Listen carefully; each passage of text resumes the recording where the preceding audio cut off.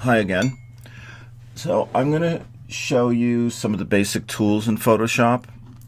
Now, if you come to Photoshop CC, or if yours just says Photoshop CS6, if you're on one of the older versions, you can come to Preferences and click on that.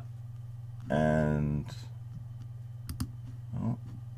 click on General. And you get the Preferences menu. So just so you can see it, and I tend to just leave it at the default. I don't tend to do a lot of fancy stuff with my photographs. I'm usually relatively happy, but we all make those lovely decisions that don't necessarily work out in the field. So we're gonna stick with Adobe Color Picker. We're going to leave it at the use strip, but you have a lot of different options to do this. So bicubic automatic is a way that, so everyone's been shooting in JPEG, and for all intents and purposes, the JPEG files are probably somewhere between 72 and 100 dots per inch, DPI, which is the resolution of the image. If we were going to print one of those images, we would actually want to change the bicubic algorithm to bicubic smoother best for enlargement, and then we can change that 72 to 300. I know this is probably a little confusing, but you know what, just follow along, and the terminology as I do more of these lectures will start making some sense to you. You can change your interface, so if you want it to be lighter, you want it to be white, you want it to be black. I don't know, I tend to think the gray looks nice. I'm going to leave everything at the default, but you can change all of this whatever you like. This is totally up to you. Just remember that if you're working in one of the college labs, the changes will only be in effect on the computer that you're working on. In some instances, if someone uses it after you might want to check to see if the defaults is the same. You can always just put everything back to the default if you want. The workspace, I don't really need large tabs. If you look up here on the top, and I click large tabs, it doesn't actually make it that much larger. So it's sort of just wasting real estate in the main body. Your tools, they're pretty good just the way they are. This legacy healing algorithm, this is based on, because this is the most recent version of Photoshop. It's Creative Cloud 2017. The versions we have at Linden and Harvey are 2015.5. There are actually two on the computer. There's 215 and 2015.5. Anybody who's actually interested in using it that are on the Linden campus, come and find me, and I'll be more than happy to help you get set up. On the other campuses, I don't know what versions you guys have.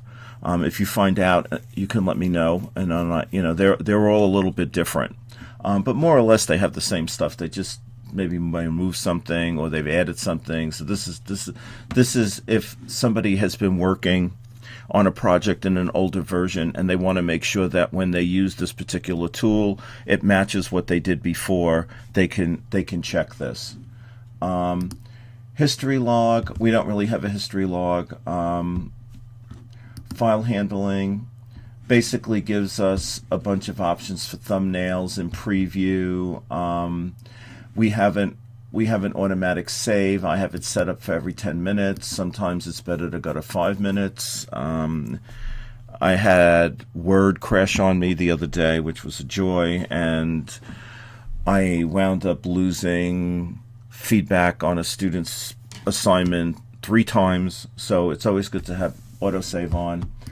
Exporting, you have a couple of options. PNG is a portable network graphic, it's a graphic that actually allows you to save the Photoshop layers, and it's also allows you to put a photograph on a transparency for the web, whereas a JPEG you have to have it on a solid background. That's JPEG. GIF is graphic interface format. It's an older format, but it's a way that you could, if you put multiple images together, you could make a very rough animation. And SVG is a scalable vector graphic, which allows you to have a Photoshop file that could be scaled to any size, large or small, on a website. Now, we're going to be basically working with JPEG, but you can just leave it at PNG. That's fine. Performance, this is basically saying how much memory I'm allocating to Photoshop. So I have 30 megabytes of RAM, so I'm allocating 3/4 of it. I can have 50 levels of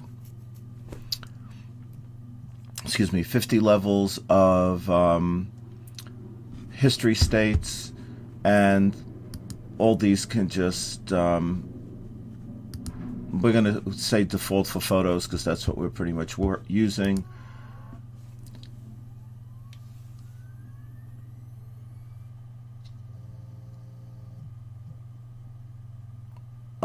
So my scratch disk is my actual hard drive on the computer.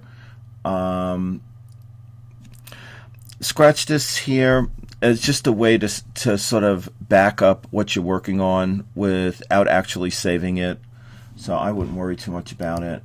You can change the way your cursors look. I usually do full brush, so I want to actually see. So if you look, I can. I'll show you one that actually. Oh, I can't change it because I have this open. Sorry. Transparency. That's the grid. So if you actually wanted to work in transparency, and you can change that, you could make none. That won't show up. You can make it very large. It's a sort of also a nice grid in the background. Medium looks fine. You can change the colors if you want. I just always leave it at the light gray. You can change this color for warnings if you're out of color range. I'm going to go back to white. Oops. Okay. Units. We're working in points and pixels, so that's how we measure things. But if you feel more comfortable, you can turn it to inches or centimeters and millimeters if you work on the English system. We have different ways that we can look at the grid if we work with grids. So again, I just leave it at the default, but certainly feel free if you get to really want to play with Photoshop, you can certainly do that. Plugins.